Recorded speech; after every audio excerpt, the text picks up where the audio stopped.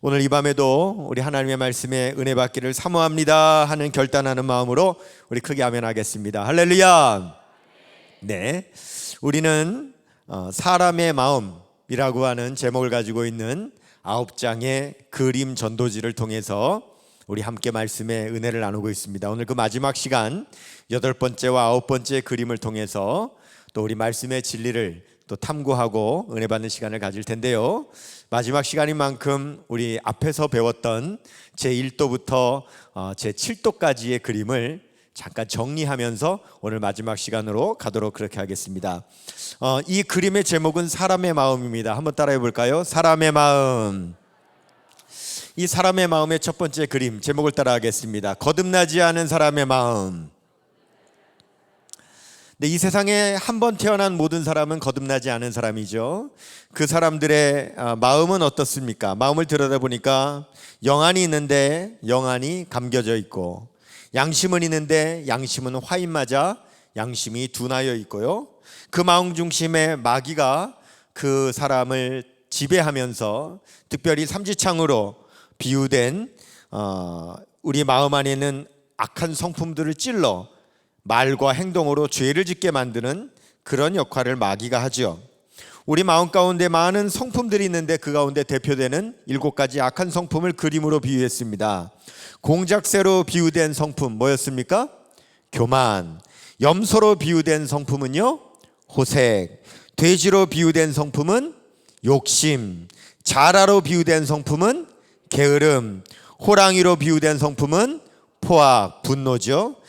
뱀으로 비유된 성품은 거짓, 여우로 비유된 성품은 교활함입니다. 우리가 이런 성품이 우리의 마음 안에 있을 뿐만 아니라 겉으로 발동되어서 말과 행동으로 죄를 지으며 살게 되죠.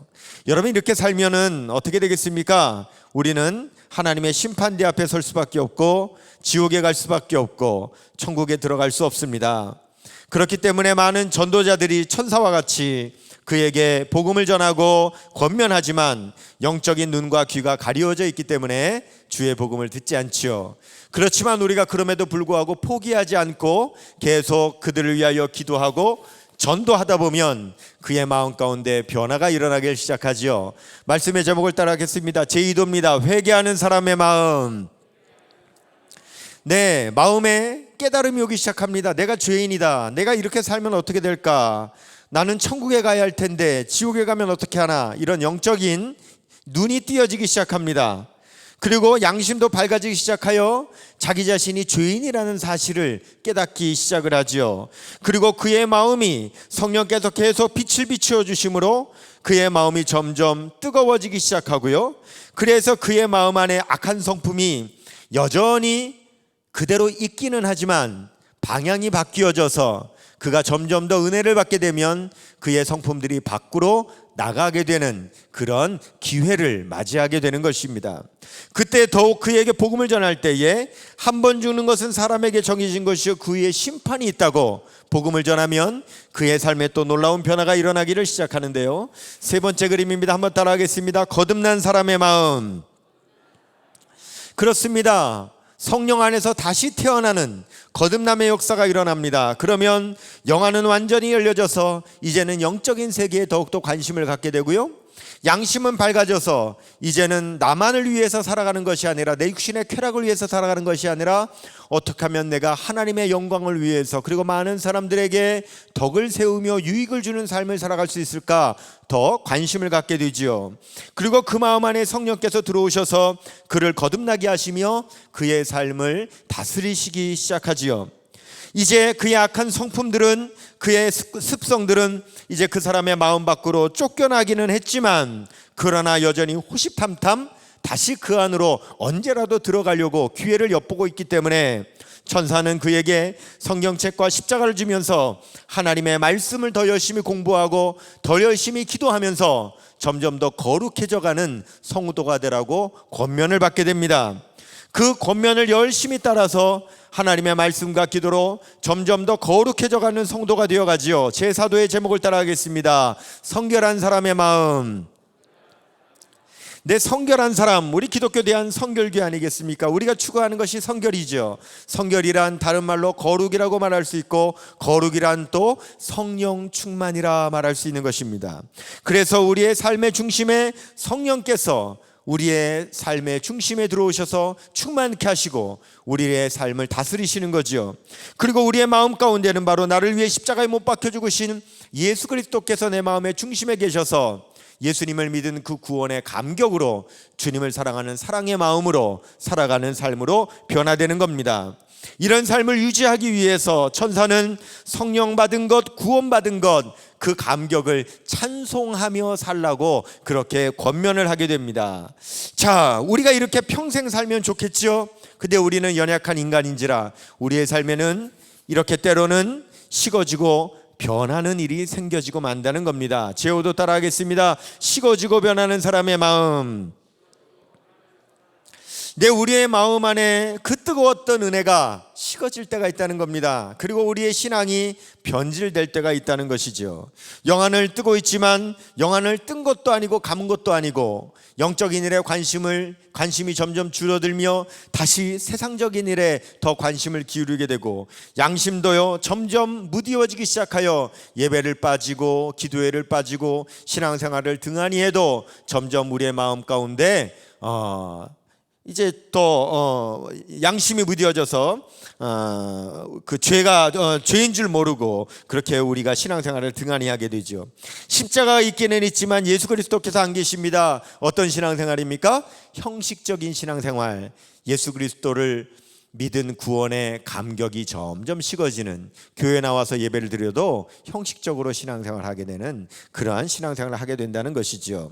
그때 천사와 같이 권면을 받게 됩니다. 그때 들어야 되는데 그 권면을 제대로 듣지 못하고 점점 그 마음이 배교하고 타락한 마음이 되면 어떻게 될까요? 제6도입니다. 따라합니다. 배교와 타락한 사람의 마음. 내 배교, 다시 신앙을 버렸든지 아니면 거듭난 사람의 마음에서 예수님을 영접하지 않고 일평생 그렇게 살아가게 되는 경우에 어떻게 될까요? 완전히 이 세상의 삶으로 살아가느라고 그 얼굴의 모습은 완전히 세상적으로 찌들어 있고 다시 영적인 눈은 감겼고 양심은 어두워졌고 그 다음에 악한 성품과 마귀가 거듭나지 않은 사람의 마음일 때처럼 다시 들어왔는데 다른 점이 있다면 더 악해졌다는 거죠. 이로 인하여서 그의 신앙을 돌보는 천사는 슬퍼서 울고 있고 성령은 그에게서 점점 더 멀어지게 되는 겁니다. 자, 이렇게 일생을 마치면 안 될 텐데 이렇게 일생을 마치면 어떻게 될까요? 제7도입니다. 한번 따라하겠습니다. 배교와 타락한 사람의 죽음. 배교와 타락한 사람의 죽음. 네, 그런 사람이 세상을 떠날 때는 어떻습니까? 악한 사탄 마귀가 그의 모든 죄목을 열거하면서 나는 이 사람을 지옥에 끌고 갈 권세가 있다 라고 말합니다. 그가 믿음의 반석 가운데 있지 못하기 때문에 예수님께로 갈 길이나 있지 않기 때문에 결국 마귀가 이 사탄 음부의 권세가 그를 지옥으로 끌고 가게 되고 그가 일평생 쌓아놓은 부와 명예와 모든 지식들은 그가 지옥으로 가는데 아무런 도움도 되지 못하게 되는 것입니다. 여러분, 우리는 이렇게 일생을 마쳐서는 안 되겠습니다. 우리는 어떻게 살아가야 될까요? 저와 여러분의 삶 오늘 같이 한번 살펴보도록 하겠습니다. 제8도입니다. 한번 따라 하십니다. 성도의 마음. 우리는 어떤 마음으로 살아가야 되느냐? 성도의 마음으로 살아가야 되는 거예요. 성도는요 집사직분 받지 못하신 분이 성도가 아니죠. 성도의 참 의미는 우리 그리스도인의 신분을 의미하는 겁니다. 저는 목사지만 목사는 직분이고요, 저도 성도입니다. 성도는 우리 모두의 거룩한 신분인 것이죠. 우리는 모두 이런 성도의 마음으로 살아가야 되는 겁니다. 성도는 어떤 사람입니까? 성도의 마음을 들여다보면요, 그의 마음 안에는 오직 만왕의 왕이 되시는 하나님의 아들 예수 그리스도께서 그의 마음 전체를 차지하시고 그의 마음의 중심에 보좌에 앉으셔서 그의 삶 전체를 다스리시는 분이 되는 겁니다. 마태복음 6장 33절에 너희는 먼저 그의 나라와 의를 구하라 이렇게 말씀을 하셨지요. 하나님의 나라를 구한다는 게 뭘까요? 하나님의 나라는 바로 하나님의 다스리심을 받는 나라, 하나님의 통치를 받는 나라가 아니겠습니까? 우리 마음에 예수님을 모실 때에 예수님을 내 삶을 다스리시는 왕으로 모신다면 우리의 마음 안에는 이미 하나님의 나라가 이루어지게 된 줄 믿습니다. 그러므로 성도의 마음은 어떤 마음이냐? 오직 나를 다스리시는 분은 만왕의 왕이 되시는 예수 그리스도이시기 때문에 오직 그분으로 살아가는 삶, 바로 성도의 마음인 것이죠. 그래서 빌립보서 2장 5절에서 11절 말씀에는 우리에게 이 마음을 품으라고 하시는 거예요. 너희 안에 이 마음을 품으라. 곧 그리스도 예수의 마음이니 그는 근본 하나님의 본체시나 하나님의 영광을 버리시고 낮고 낮은 이 땅에 사람의 모양으로 내려오셨죠. 그리고 자기를 낮추시고 죽기까지 순종하셨습니다. 그때 하나님께서는 예수님을 그냥 두지 아니하시고 이러므로 그를 지극히 높여 모든 이름 위에 뛰어난 이름을 주사 하늘에 있는 것이나 땅에 있는 것이나 땅 아래에 있는 모든 이들을 예수 그리스도의 이름에 무릎 꿇게 하시고 모든 입으로 예수 그리스도를 주라 시인하여 하나님 아버지께 영광을 돌리게 하셨느니라. 그렇게 말씀하셨어요. 여러분, 우리 마음 가운데 만왕의 왕이 되시는 예수 그리스도를 마음에 모신 사람들은 모든 무릎을 예수 그리스도에게 꿇어야 되는 줄로 믿습니다. 한번 따라해 볼까요? 한번 따라하겠습니다. 예수님께 무릎 꿇는 사람은 세상에서 무릎 꿇지 않는다. 아멘입니까? 그렇습니다. 예수님께 무릎 꿇는 사람은 세상에서 무릎 꿇지 않습니다. 그러므로 우리는 먼저 예수 그리스도의 이름 앞에 우리의 모든 무릎을 다 꿇어야 될 줄로 믿습니다.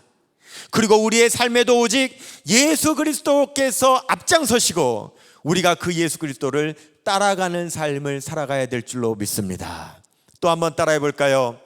태양을 앞세우면 그림자는 뒤로 가고 태양보다 앞서면 그림자가 앞에 오듯 예수 그리스도를 앞세우면 우환질고는 뒤로 물러가지만 예수 그리스도보다 앞서면 우환질고가 앞에 온다. 아멘입니까? 그렇습니다. 그래서 우리는 오직 예수 그리스도 앞에 무릎 꿇는 삶을 살아가야 되고요, 우리의 삶에 예수님을 앞장 세워 우리는 오직 예수님께서 가시는 그 길을 따라가는 바로 그러한 예수님을 왕으로 모신 삶을 살아가는 우리 하나님의 백성들이 되어야 될 줄로 믿습니다. 만왕의 왕이 되신 예수님께 우리의 삶의 모든 것을 맡겨드리는 삶, 그 삶이야말로 성도의 삶이라는 거죠. 성도의 마음은요, 예수님을 믿는 믿음의 마음이라고 할 수가 있어요. 여러분의 마음 가운데 예수님을 믿는 믿음의 마음이 있으신가요? 그렇습니다. 우리의 마음 가운데는 예수님을 믿는 믿음이 있어요. 그런데 우리 하나님께서 우리에게 그 믿음을 보이시라고 말씀하시죠. 너의 믿음을 보이라. 여러분, 믿음이라고 하는 것은 형이상학적인 단어이기 때문에 눈에 물질적으로 보여지는 것이 아닙니다. 그런데 눈에 보이지 않는 그 믿음을 눈에 보이는 것으로 나타내려면 어떻게 하면 나타낼 수 있을까요? 우리의 마음 안에 있는 믿음, 이 믿음을 눈에 보여지게 나타내려면 어떻게 하면 우리는 이 믿음을 눈에 보여지게 표현할 수 있을까요? 그것은 맡김으로 표현할 수 있습니다. 여러분 보십시오. 은행을 믿지 못하는데 어떻게 은행에 돈을 맡기겠습니까? 의사를 믿지 못하는데 어떻게 의사에게 우리 몸을 맡기겠습니까? 선생님을 믿지 못하는데 우리의 자녀들을 어떻게 선생님께 맡길 수가 있겠습니까? 여러분, 목사님을 믿지 못하는데 어떻게 목사님께 여러분의 신앙의 영혼을 맡길 수가 있겠습니까? 우리가 맡긴다고 하는 것은 믿는다는 뜻입니다. 그렇기 때문에 눈에 보이지 않는 믿음이지만 이 눈에 보이지 않는 믿음을 보여지는 믿음으로 나타낼 때는 맡김으로 보여지게 할 수 있고 표현할 수 있는 겁니다. 우리가 진정으로 만왕의 왕이 되시는 예수님을 믿는다면, 우리가 정말 예수님을 믿는다면 우리는 우리의 삶의 모든 것을 우리 예수님께 다 맡겨드려야 될 줄로 믿습니다.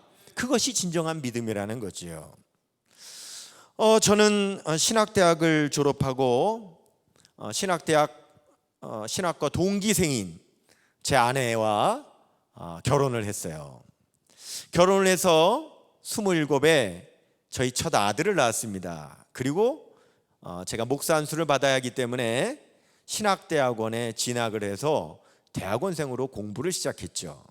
제가 그 신학대학원 진학했을 때 바로 그해 서울신학대학교에 교수로 임용해 오신 분이 한기채 교수님이었고, 교수님께서 바로 저의 첫 담임 교수님으로 그렇게 교수님과의 만남을 갖게 되었고, 이후에 지금까지 이렇게 세월이 흐르기까지, 우리 총회장님이 되시기까지 같은 선결교단에서 함께 제가 귀한 사랑을 받고 있습니다. 그런데 제가 이제 신학대학원을 다니고 있으면서 아들을 낳았을 때 삶이 굉장히 어려웠어요. 결혼을 했지요. 아이도 낳았지요. 대학원도 다녀야지요. 살림도 살아야지요.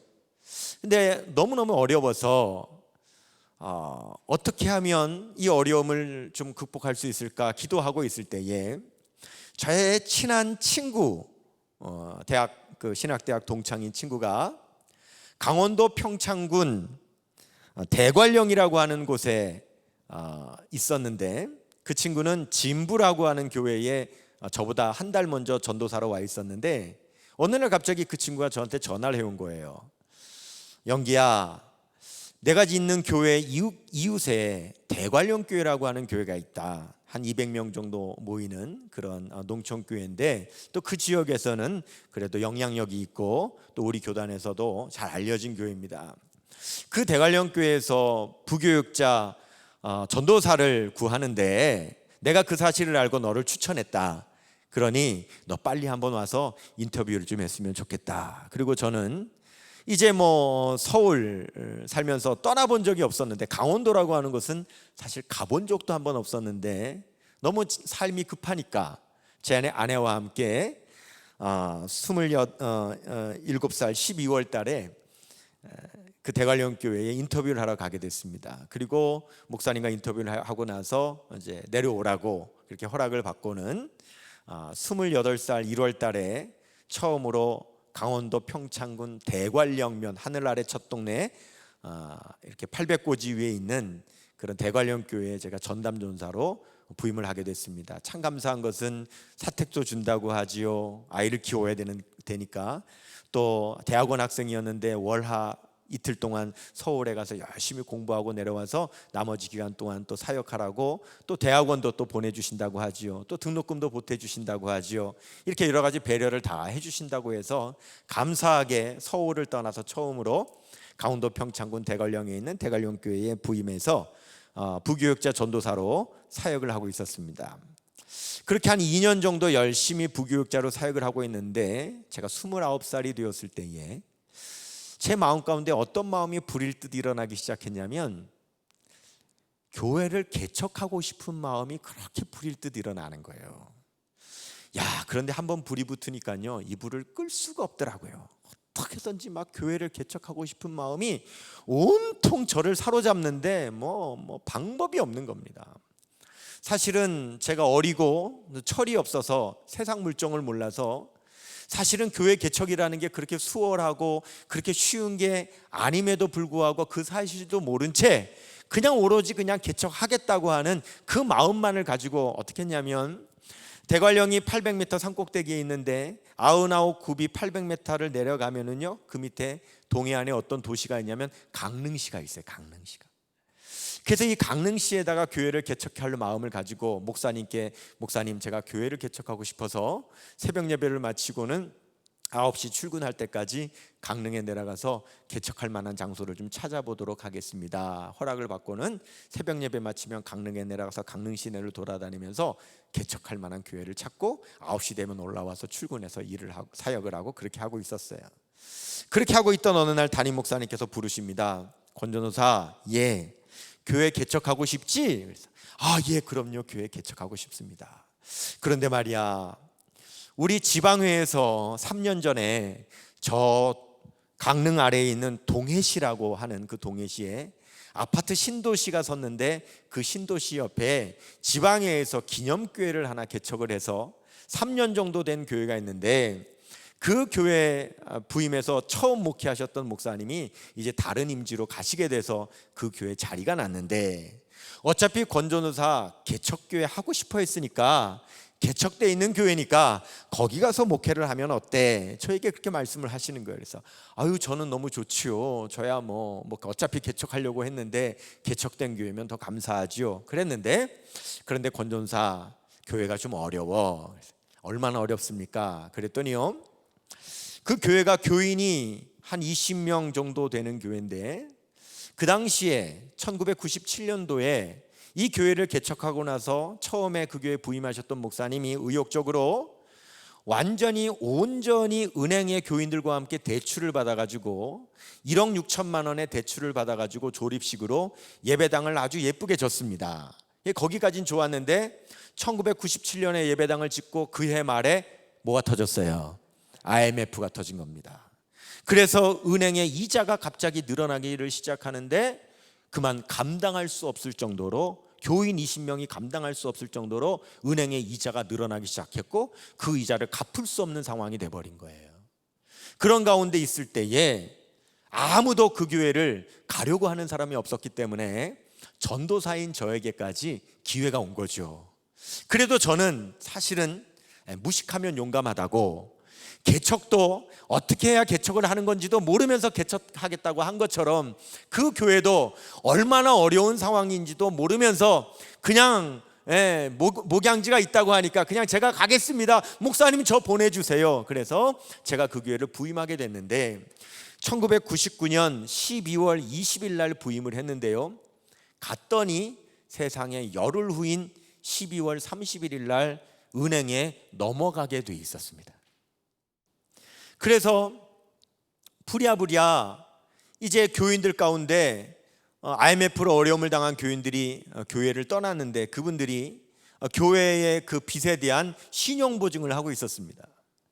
그래서 그분들을 찾아가서 이 신용보증을 1년만 더 연장해 주시면 제가 어떻게 해서든지 다른 담보대출로 제가 바꿔가지고 우리 성도님들 신용보증 하신 거 그거 제가 다 풀어드리겠습니다. 그 교인들은 공무원들이었기 때문에 당시에는 공무원들은 보증을 쓰면 그 공무원직에서 이렇게 소위 말해서 잘리는 그런 어려운 가운데 있었기 때문에 이분들이 연장을 해주실 수 없는 상황이었습니다. 그럼에도 불구하고 제가 직장에 찾아가서 한 번만 연장해 주시면 제가 반드시 석 달 안에 풀어드리겠습니다, 그렇게 사정을 했습니다. 처음에 갔을 때는 참 거절을 하셨는데, 그런데 역시 성도는 성도인지라 저 못합니다, 저 직장에서 잘립니다, 안 됩니다, 돌아가십시오, 그렇게 해놓고 성령께서 그의 마음 가운데 그의 양심을 두드리셨는지 제가 간 다음에 슬그머니 은행에 가셔서 그 보증을 서셨던 분들이 다시 연장하는 도장들을 다 찍고 가셨더라고요. 그래서 그 해를 넘겼습니다. 그 해를 넘기고 제가 저희 어머니 집과 저희 장인 장모님의 집을 죄송합니다, 담보로만 한번 잡아주시면 제가 꼭 교회 부흥시켜서 갚겠습니다, 그렇게 사정을 해서 저희 양가 부모님의 집을 담보를 잡아가지고 그 담보를 옮기고 그분들의 신용보증들을 다 풀어드렸습니다. 그리고 교회에서는 한 달에 헌금을 다 모으면 80만 원인데, 그 80만 원 헌금을 다 모아가지고 저에게 사례비로 주시면 그 달에 나가야 되는 은행 이자만 140만 원입니다. 그러면 80만 원을 받으면 그 80만 원 받은 사례비에 저희 돈 60만 원을 보태가지고 건축 헌금을 드려야 그 달에 겨우 이자를 갚는 그러한 상황이었습니다. 그러니 그것이 한 1년 정도 지나가면 어떻게 되겠습니까? 1년 동안 받는 사례비도 있을 뿐만 아니라 그나마 있는 은행 적금이라도 깨서 다 물어넣어야 되는 이런 상황이 되다 보니까 때로는 정말 제가 21세기에 목회한 목회자임에도 불구하고 그 옛날 우리 선배님들이 겪었었던 진짜 쌀이 떨어지는 그런 어려운 경험을 하면서 하나님 앞에 무릎 꿇지 않고는 다른 방법이 없는 그런 목회를, 개척교회를 시작을 하게 된 거죠. 교회가요, 처음에 딱 부임을 했더니요, 예배당이 100명 앉을 수 있는 예배당인데 여기 5명 앉는 의자 10줄, 여기 5명 앉는 의자 10줄, 2줄이 있어요. 그래서 50명 오시면 한 100명 정도 앉을 수 있는데 이미 성도님들이 너무 마음이 낙심된 상태여가지고 제가 딱 부임해가지고 강단에 처음에 섰더니 20명 성도님들이 앉았는데 앞에 9줄 남겨놓고 뒤에 2줄 앉는 거 있죠. 앞에 8줄이 훤히 비어있으니 제 마음이 얼마나 허전하고 속상하겠습니까? 그래서 성도님들에게, 성도님들 얼마 되지도 않는데 뭘 이렇게 뒤에 앉으십니까? 앞으로 좀 오세요, 앞으로 좀 오세요. 그러는데도 안 와요. 그래가지고 다음 주일날 제가 신경질이 나가지고 뒤에 의자 5줄을 붙여놓고 못 앉게 만들어버리고, 그리고 거기다 이렇게 써붙였습니다. 앞자리가 좋습니다. 그렇게 써붙여놨더니 세상에 5번째 2줄 앉는 거 있죠. 앞으로 안 오는 거예요. 예배당이 환하니까 제 마음이 참 속상하고 힘이 듭니다. 하나님, 어떻게 하면 좋겠습니까? 하나님이 어려운 교회를 어떻게 하면 좋겠습니까? 하고 강단에서 하나님 앞에 무릎 꿇고 간절히 기도하는 중에 성경책을 이렇게 보는데 창세기 가운데 이런 내용이 있어요. 야곱이 삼촌 라반의 집으로 도망을 가서 삼촌 라반의 집에서 삼촌의 양을 키우는데 어느 날 삼촌 라반이 야곱에게 이렇게 말하는 거죠. 야곱아, 어찌 네가 우리 집에서 계속 공짜로만 일하겠냐? 우리 품삯을 좀 정하자. 아이고, 품삯을 주신다니 감사합니다. 어떻게 하면 좋을까요? 이렇게 하면 어떠시겠습니까? 제가 삼촌의 양을, 흰 양도 있고 얼룩얼룩한 양도 제가 키우는데 흰 양이 비싼 양이고 얼룩얼룩한 양이 싼 양이니까 만약에 교배를 해가지고 새끼를 낳았을 때 흰 양이 나오면은 삼촌이 가지시고 얼룩얼룩한 양이 나오면은 저를 좀 주시면 어떻겠습니까? 삼촌 라반이 그래, 그거 좋다, 그렇게 하자라고 결정을 했지만 사실 삼촌의 라반의 생각 속에는 야곱에게 품삯을 주고 싶은 마음이 없는 것이죠. 그래서 야곱에게 양은 주되 흰 양만 주고 얼룩얼룩한 양은 한 마리도 안 주고 자기 아들들에게 맡기고 아들들과 3일 거리를 뛰어가지고 절대 얼룩얼룩한 양이 이 야곱이 가지고 있는 흰 양에 섞이지 못하도록 그렇게 만들어버린 거죠. 소위 말해서 꼼수를 쓰고 만 겁니다. 이 야곱은요, 흰 양만 가지고 있습니다. 그러니 흰 양끼리 교배를 해서 새끼를 낳아도 흰 양만 나오는 거죠. 그때 야곱이 흰 양밖에는 없지만 믿음을 가지고 흰 양들이 물을 마시면서 교배를 할 때에 신풍나무 가지를 꺾어다가 그 껍데기를 얼룩얼룩하게 벗겨가지고 그 앞에다가 딱 꽂아놓고 그리고 하나님 앞에 이렇게 기도하는 거지요. 하나님, 지금 제가 가지고 있는 양이 교배하는 것은 흰 양이지만 하나님이 양이 교배하고 새끼가 태어날 때는 요 신풍나무 껍데기처럼 얼룩얼룩한 양이 태어나게 하여 주옵소서. 하나님, 바로 요겁니다. 하나님, 바로 요겁니다. 이렇게 이제 기도를 하는 거죠. 제가 그 말씀을 가만히 묵상하는데 아마 야곱이 그 당시에 찬송가를 불렀다면 이런 찬송가를 부르지 않았을까 생각이 돼요. 이 눈에 아무 증거 아니 배여도 믿음만을 가지고서 늘 걸으면. 여러분, 저는 조용필이 아니에요. 제가 지금 여기서 리사이트를 하는 게 아니란 말입니다. 찬송을 부를 때는 꼭 같이 불러주시기를 바랍니다. 이 눈에 아무 증거 아니 배여도 믿음만을 가지고서 늘 걸으며 이 귀에 아무 소리 아니 들려도 하나님의 약속 위에 서리라. 아멘. 걸어가세 믿음 위에 서서 나가세 나가세 의심 버리고 걸어가세 믿음 위에 서서 눈과 귀에 아무 증거 없어도. 할렐루야. 주님, 제 눈앞에는 흰 양밖에는 보이지 않지만 하나님 믿사오니 하나님의 능력으로 양새끼가 태어날 때는 하나님 신풍나무 껍데기처럼 얼룩얼룩한 양이 태어나게 하여 주옵소서. 그랬더니 세상에 놀랍게도 흰 양끼리 교배를 했는데도 태어나는 것은 얼룩얼룩한 양이 태어난 역사가 일어나게 되어 야곱이 거부가 되었다 하는 말씀을 보게 된 겁니다. 그 말씀을 보는데 제 마음 가운데요 막 불이 일어나기 시작하는 겁니다. 하나님, 그렇습니다. 하나님, 우리 동신교회도요 지금 제 눈앞에 성도님들은 없지만 하나님, 저도 야곱처럼 그렇게 믿음으로 기도하고 싶습니다. 하나님, 만일 우리 교회에 성도들이 가득 차 있는 모습 한 번만 보여주시면 제가 그거 사진으로 찍어가지고 그거 현상해가지고 제 강대상 위에다 붙여놓고 야곱처럼 하나님, 바로 요겁니다, 하나님, 그렇게 기도할 테니 한번 우리 교회 성도님 한번 가득 찰 수 있도록 한번 해주세요. 그렇게 기도하는데 여러분이 개척교회에 무슨 수로 단 한 번이라도 사람들을 가득 채울 수가 있겠습니까? 어떻게 하면 단 한 번이라도 좋으니 우리 예배당의 성도들도 가득 차게 할 수 있을까? 그렇게 또 하나님 앞에 고민하며 간절히 무릎으로 기도하는데 하나님께서 저에게 이런 영감을 주시는 거죠. 권 목사야, 유명한 사람을 불러다가 집회를 한번 열어라. 잘 알려진, 예수 믿지 않는 사람이라 할지라도 누구라도 다 아는 사람을 한번 부르면 너희 교회를 출석하려고는 안 나와도 그 사람 한번 보려고 예배당에 한 번은 나올 거 아니냐. 그때 예배당 찼을 때 사진 찍어놓고 바로 요겁니다, 그렇게 기도하라고 하는 마음에 감동이 오는 거죠. 아니, 그런데 이 강원도 동해시 동쪽 한쪽에 있는 이 작은 개척교회를 어떻게 유명한 분을 모실 수 있겠습니까? 그래서 하나님 좀 보내주세요.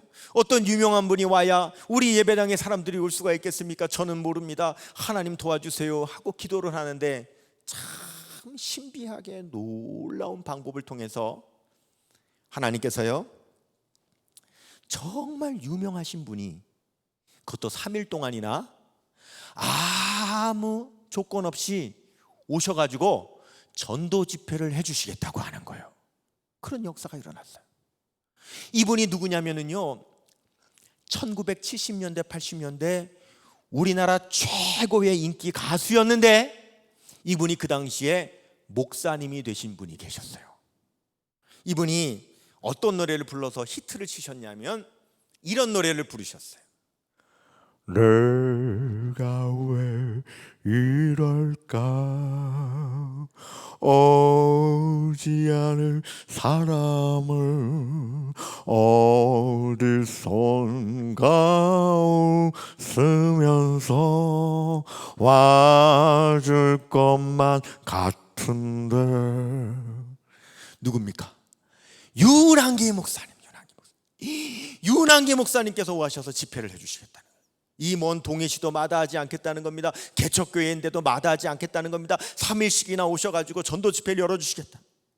너무너무 감사해가지고요 제가 그냥 현수막을, 교회에 그냥 돈도 없는데 현수막을 잔뜩 만들어가지고 동네에다 붙였습니다. 포스터를 찍어가지고 동네에다 뿌렸습니다. 초청장을 만들어가지고 아파트 집집마다 다니면서 그렇게 초청을 했습니다.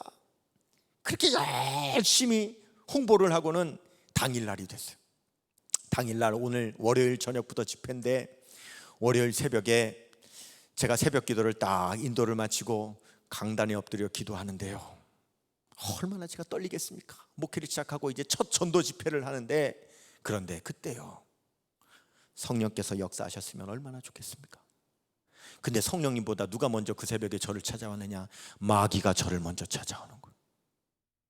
마귀가 찾아와가지고 제 마음 가운데요 의심이 물밀듯이 밀려오도록 만드는데 제 마음 가운데 이런 생각이 드는 겁니다. 사람들이 안 오면 어떡해? 유명한 강사님을 모셨는데 사람이 안 오면 어떡해? 사람이 안 오면 강사님한테는 미안하고 성도들한테는 창피하고 어떡하면 좋아? 여러분, 사람이 의심이 물밀듯이 밀려오니까 감당할 수가 없는 겁니다.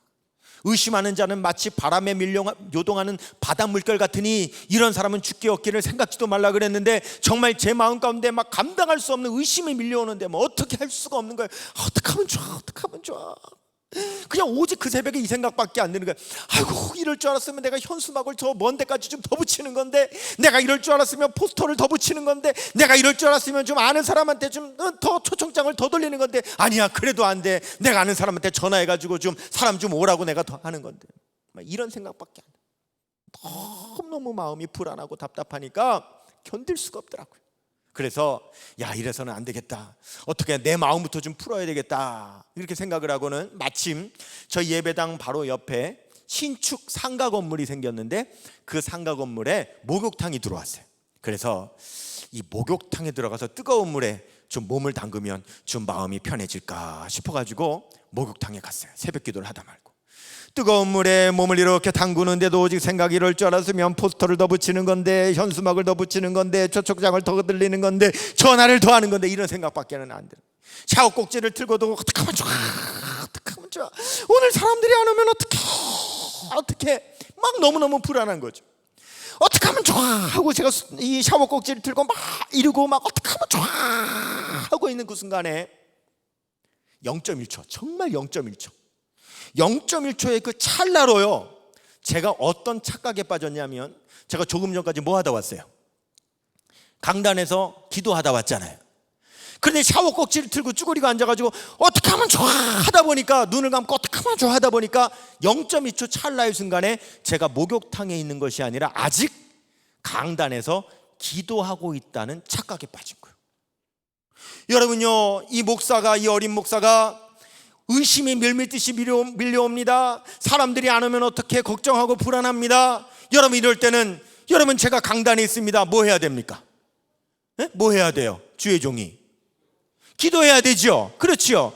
시편 50편 15절에 환난 날에 나를 부르라, 내가 너를 건지리니 네가 나를 영화롭게 하리로다. 예레미야 33장 3절, 너는 내게 부르짖으라, 내가 내게 응답하겠고 내가 알지 못하는 크고 비밀한 일을 내게 보이리라. 마태복음 7장 7절, 구하라 그리하면 주실 것이요, 찾으라 그리하면 찾을 것이요, 두드리라 그리하면 너에게 열릴 것이니라. 빌립보서 4장 6절, 아무것도 염려하지 말고 오직 모든 일에 기도와 간구로 너희 구할 것을 감사함으로 하나님께 아뢰라. 그리하면 모든 지각에 뛰어난 하나님의 평강이 그리스도 예수 안에서 너희 마음과 생각을 지키시리라. 할렐루야. 기도하는 것밖에 없잖아요. 그래서 여러분, 제가 사실은 목욕탕인데 아직 강단에 있다고 하는 착각에 빠져가지고 저도 모르게 그만 강단이니까, 여기가 강단이니까 거기 앉아가지고 저도 모르게 그만 그 순간에 주여 주여 주여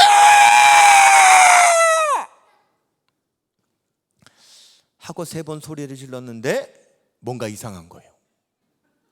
우리 예배당이 그렇게 안 울리는데 주여 소리가 너무 울리는 거예요. 그래서 이게 뭐지 하고 순간 눈을 떴더니, 불사 이게 웬일이야, 강단이 아니라 내가 목욕탕에 있는 거예요. 그제서야 어이구, 이걸 어떻게 하면 좋아 하고 놀라가지고 싹 쳐다봤더니 세상에 저보다 옆에 목욕하는 사람들이 더 놀랐어. 다 저를 쳐다보고 있는데, 그 순간 얼마나 창피한지요.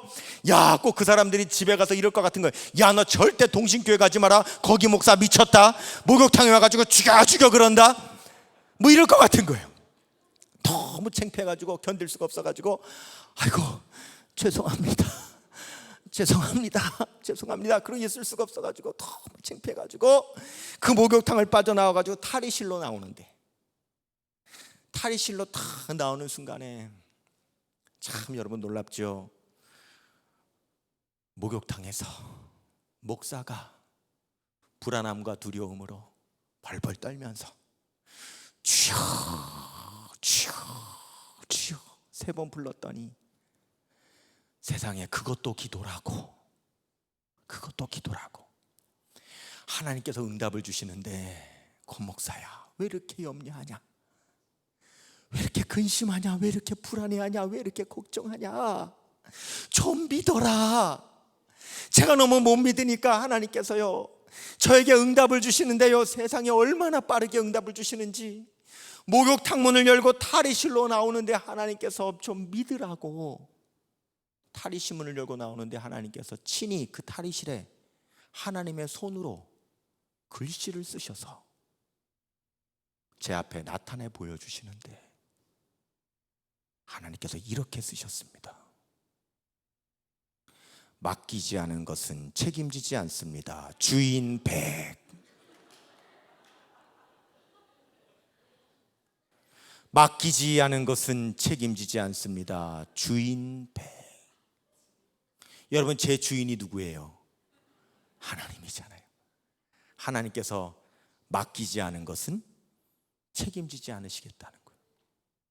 사실은 목욕탕 주인이 써놓은 글씨지만 그걸 보는 순간 저는 그게 하나님의 글씨로 보인 거예요. 너무 놀라가지고 그 자리에 주저앉았어요. 하나님, 맞습니다. 이 교회가 하나님의 교회예요. 이 집회가 하나님의 집회인데 모든 것이 나에게 달려있는 것처럼 내가 현수막을 더 걸면 성공하고 덜 걸면 실패하고 포스터를 더 붙이면 성공하고 덜 붙이면 실패하고 전화를 더 돌리면 성공하고 덜 돌리면 실패한다고 모든 것이 다 내 손에 달려있는 것처럼 내가 지금 혼자 전전긍긍하면서 하나님 믿지 못한 채 이렇게 하나님 내가 염려하고 근심했습니다. 하나님 용서하여 주옵소서. 그리고 그 자리에서 하나님 앞에 회개 기도를 드리고 하나님 앞에 다 맡겨드렸습니다. 하나님 앞에 다 맡겨드렸더니 그제야 제 마음이 편안해지는 거예요. 그리고 하루 종일 편안한 마음으로 강사님을 기다렸다가 저녁에 강사님 오셔서 그날 저녁부터 수요일 저녁까지 매일 저녁 3일 동안 전도 집회를 열었는데 어떻게 됐을까요? 물어보나만 하죠. 왠지 아십니까? 여러분, 어떤 사람에게 맡겼다면 이렇게 됐을까 저렇게 됐을까 궁금할 수 있지만 여러분이 정말 하나님 앞에 맡겼다면 궁금해할 필요도 없습니다. 하나님은 역사하십니다.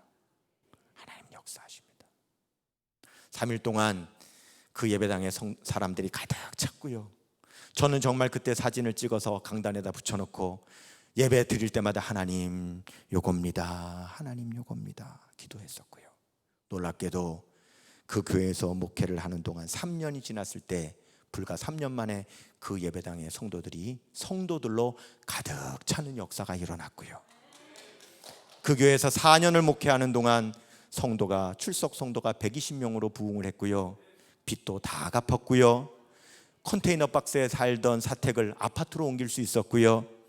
교회 예배당도 깨끗하게 수리하고 앞에 200평 땅까지 사는 역사를 단 4년 만에 기적 같은 역사로 이룰 수 있었습니다. 여러분, 29에 시작하여 30세까지 목회한 목회 초년생 목사가 그걸 해낼 수 있었을까요? 제 손으로 제 힘으로 했다면 해낼 수 있었을까요? 아니요.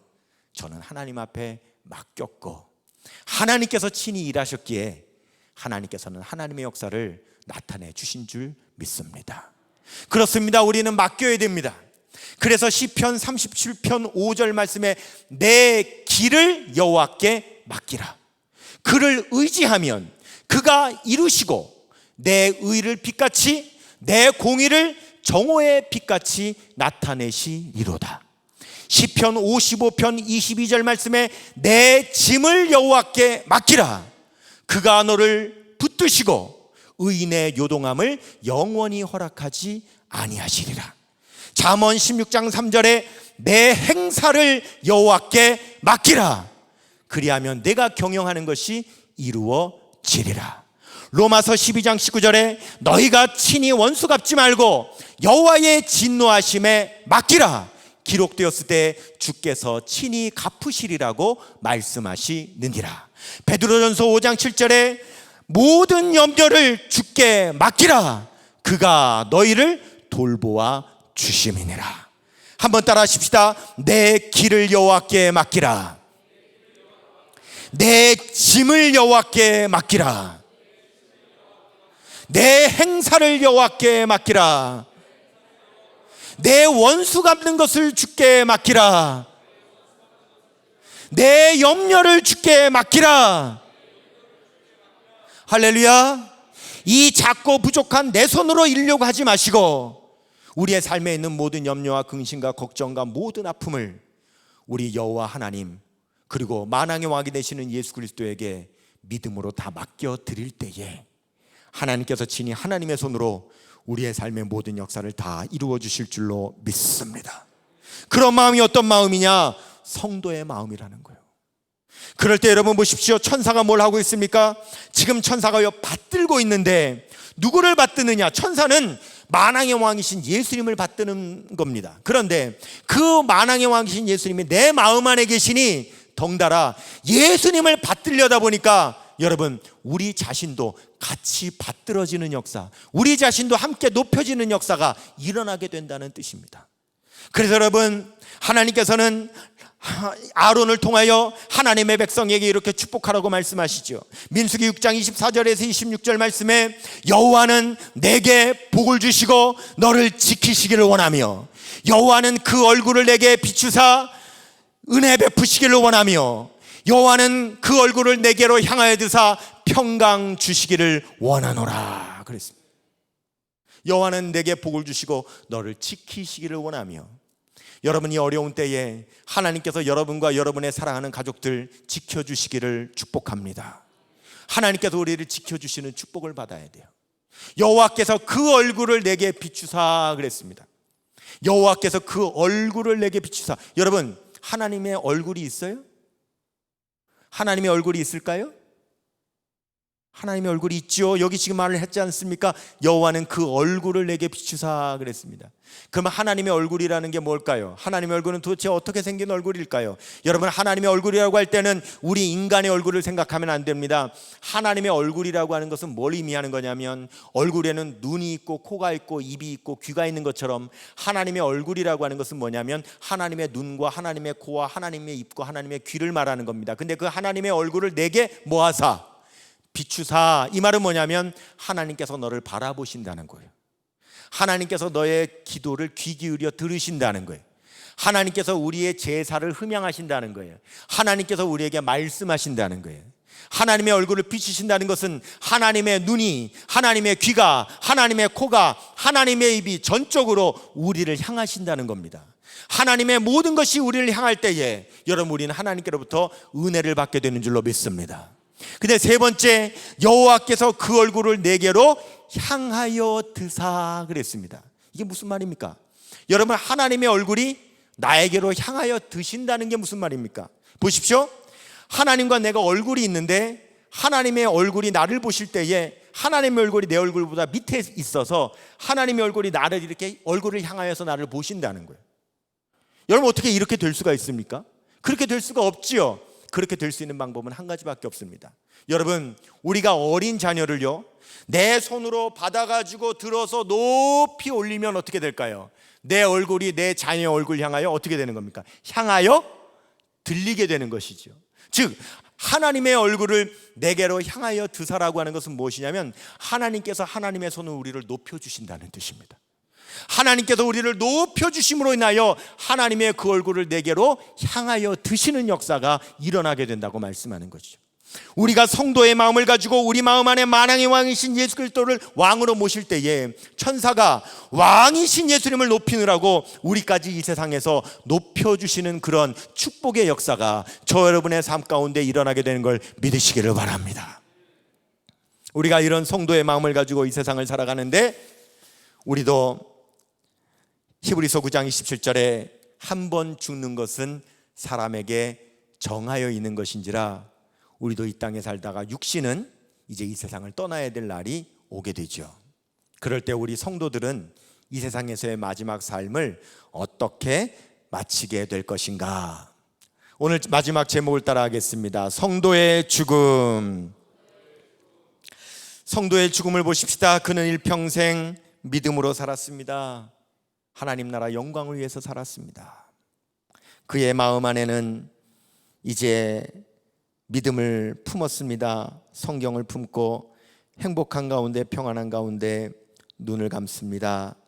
천사는 이제 그를 천국으로 안내를 하고 예수님께로 난 길이 열려져 있기 때문에 그 길을 따라서 천국으로 가게 되는 것이죠. 내 인생 여정 끝내요 강 건너 언덕 이를 때 하늘 문 향해 말하리 예수 인도하셨네.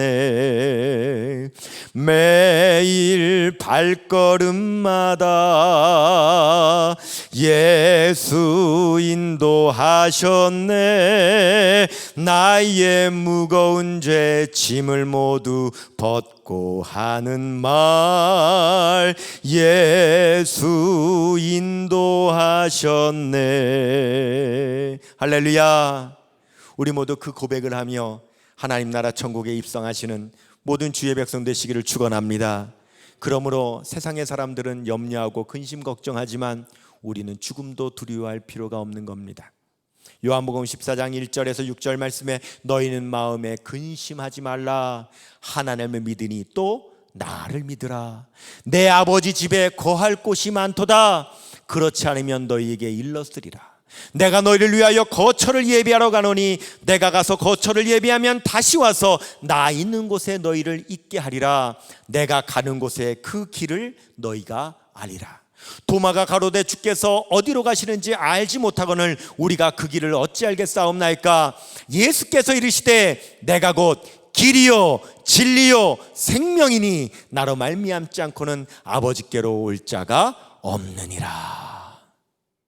길과 진리요 생명 되시는 예수님을 일평생 따르며 살았기에 천국으로 가는 길이 활짝 열려져서 우리는 그 길을 따라 천국에 입성하게 되는 것이고, 우리 예수님께서는 두 팔을 활짝 벌려 우리를 안아주시는 것이죠. 육신적으로는 사랑하는 가족을 두고 세상을 떠난다는 것이 마음 아프지만, 그러나 사랑하는 가족들에게 신앙의 유산을 물려주었기에 사랑하는 가족들 천국 환송 예배를 드리며 이제 육신으로는 잠시 헤어질 수밖에 없지만 머지않아 천국에서 다시 만날 날을 소망하며 하나님께 예배 드리는 것입니다. 시편 106편 5절 말씀에 주께서 택하신 자가 형통함을 보고 하나님 나라의 기쁨을 나누어 가지게 하사 주의 유산을 자랑하게 하여 주시옵소서. 여러분, 우리 중앙성결교회는 성결교단 113년 전통의 모교회로서 그 어느 교보다도 우리 성결교단의 신앙의 유산을 크게 간직한 교회인 줄로 믿습니다. 여러분, 그 신앙의 유산을 많은 사람들에게 자랑하시는 그런 주의 백성 되시기를 축원합니다. 그렇게 신앙의 유산이 있기에 그 사랑하는 가족들을 떠나보낼 때에 이렇게 유언하는 것이지요. 여보, 이제는 나를 사랑했던 그 정을 합하여 우리 주님을 더욱 사랑하며 살기를 바라오. 그리고 내가 감당했던 주님의 일 당신이 계속 감당해 주었으면 좋겠어. 사랑하는 자녀들에게 유언하기는, 자녀들아, 외로운 어머니에게 효도하고 이제는 하나님 아버지를 아버지로 모셔 그 아버지를 더욱더 의지하며 이 세상에서 구별된 사람으로 살기를 바란다. 또한 교우들에게 부탁하는 말씀은 예수님을 의지하는 것 외에 이 세상에 영원한 것이 없으니 계속 주님 의지하면서 믿음으로 살아가시기를 바랍니다. 그리고 눈을 들어 저 천성을 바라보니 멀리 뵈던 천성문이 한 걸음 한 걸음 가까이 오게 되는 것이죠. 시편 116편 15절 말씀에 성도의 죽음은 여호와께서 보시기에 소중한 것이로다. 이제 내가 살아도 주 위에 살고 이제 내가 죽어도 주 위에 죽네. 하늘 영광 보여주며 날 오라 하네. 할렐루야 찬송하며 주께 갑니다.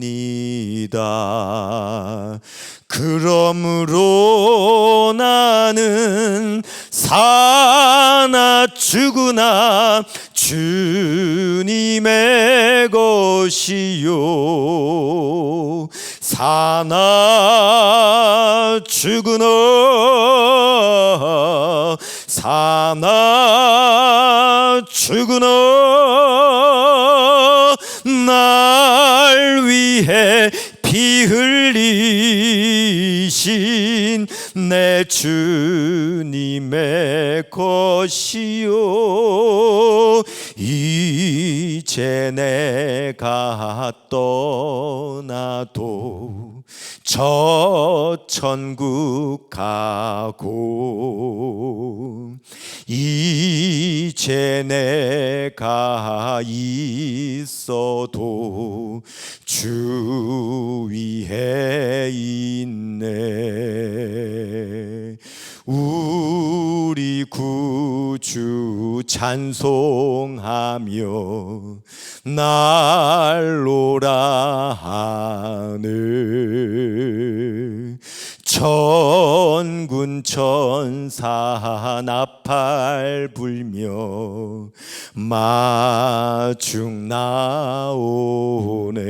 다같이 그러므로 나는 사나 죽으나 주님의 것이요 사나 죽으나 사나 죽으나 날 위해 피 흘리신 내 주님의 것이요.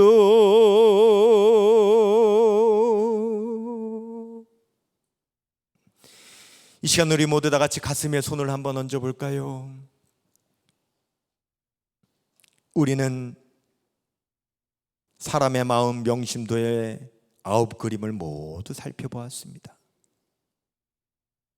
우리는 지금 구도의 상황은 아닙니다. 구도는 앞으로 마지막에 이루어질 성도의 죽음의 모습이니까요.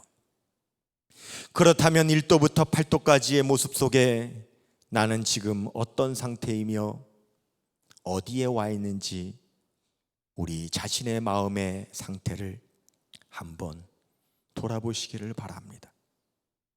나는 계속 어떻게 살아가야 할까요? 나는 아직 거듭나지 않은 사람의 마음 가운데 있지는 않습니까?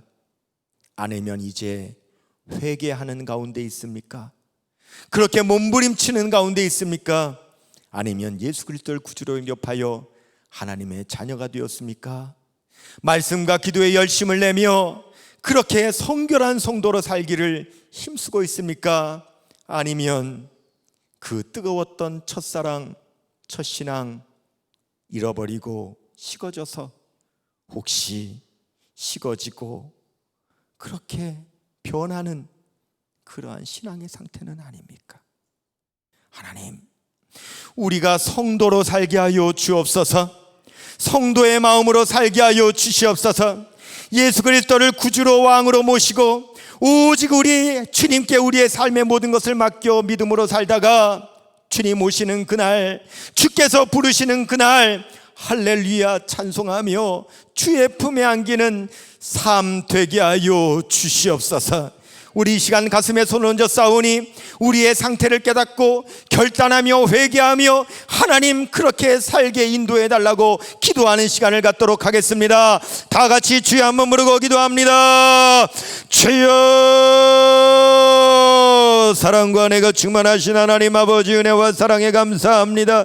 이렇게 하나님께서 사랑하셔서 이 시대에 우리 성결교단 아버지 하나님이여, 특별히 아버지 하나님이여 우리 중앙성결교회, 우리 성결교단의 모교회 133년의 하나님 신앙의 역사와 신앙의 의사는 물려받아 오늘날 이렇게 아버지 하나님 우리 성결교단을 섬기며 아버지 하나님이여, 우리 한기채 총회장님 선결교단의 리더십으로 세워주셔서 어려운 코로나 때에 선결교단을 이끌어가는 아버지 하나님이여, 귀한 사명을 맡겨주셨고 우리 모든 성도들도 사랑의 마음으로 함께 동역하며 이렇게 올 여름에도 하나님 영성 집회를 통하여서 아버지 오프라인과 온라인을 통하여서 하나님의 말씀을 증거하고 하나님의 말씀을 사모하며 말씀으로 하나님 승리하기를 원하여 아버지 이렇게 귀한 집회를 열어 아버지 우리가 하나님께 영광 돌리며 은혜 받는 시간을 갖게 하여 주심을 인하여 감사합니다. 아버지 하나님이여, 바라옵고 원하옵나니 이 부족한 종을 통하여서 하나님 사람의 마음하고 그림을 모두 다 전할 수 있는 귀한 기회를 허락하여 주셨음을 인하여 감사합니다. 이제 하나님 아버지 이 말씀을 다 전하여 싸우니 이 아웃그림을 통하여 우리 성도님들이 아버지 자신의 상태가 어떤 상태인지 아버지 하나님이여 깨달아 알게 하여 주시고 아버지 하나님이여, 우리의 마음 가운데 고쳐야 될 것 있다면 이 시간에 깨닫고 회개해야 될 것 있다면 아버지 하나님이여 회개하게 하여 주옵소서.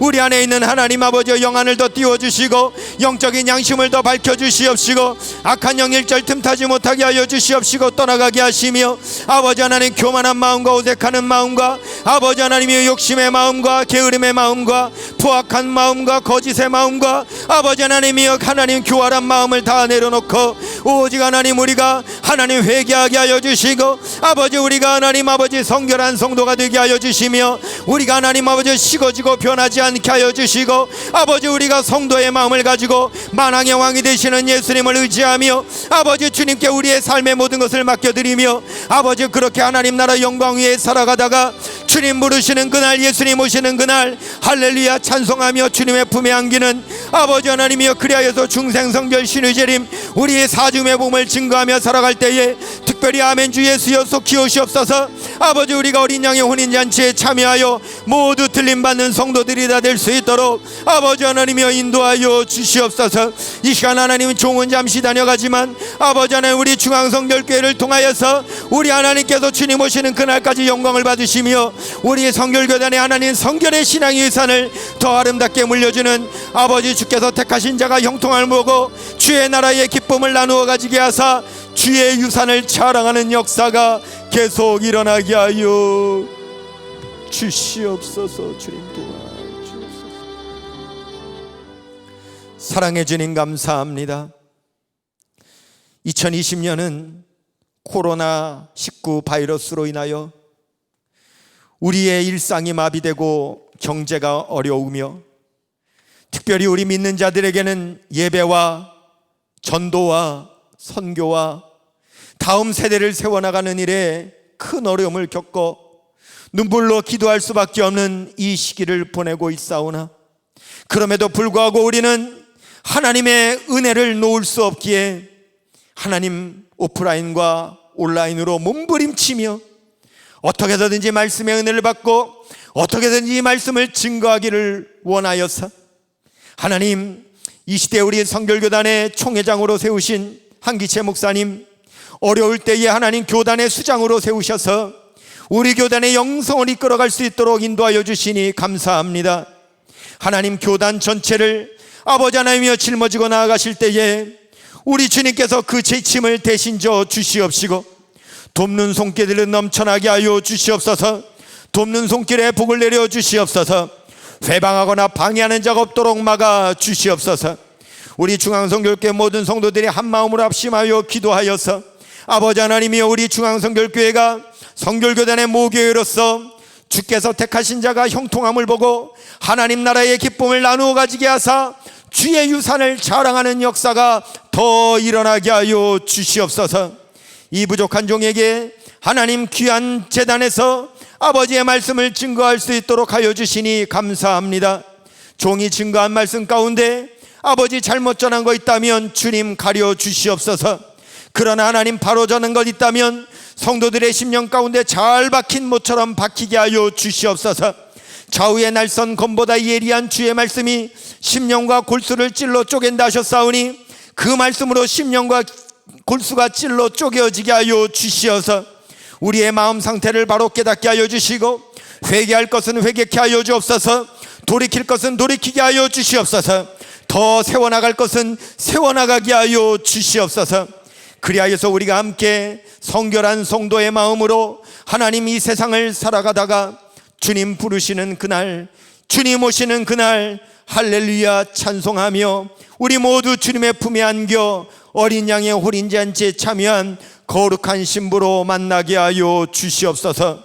종은 잠시 다녀가지만 우리 주님께서 중앙성결교회와 함께하여 주시어서 주님 오시는 그날까지 성결의 위대함을 증거하는 하나님의 교회 되게 역사하여 주시옵소서. 모든 것 사랑이 많으신 예수님의 이름으로 간절히 기도드리옵나이다. 아멘. 할렐루야. 감사합니다. 감사합니다. 주 안에서 행복하십시오. 총회장님 감사합니다. 우리 장로님들, 우리 성도님들, 또 온라인으로 함께 하신 모든 분들께 감사의 말씀 드립니다. 감사합니다.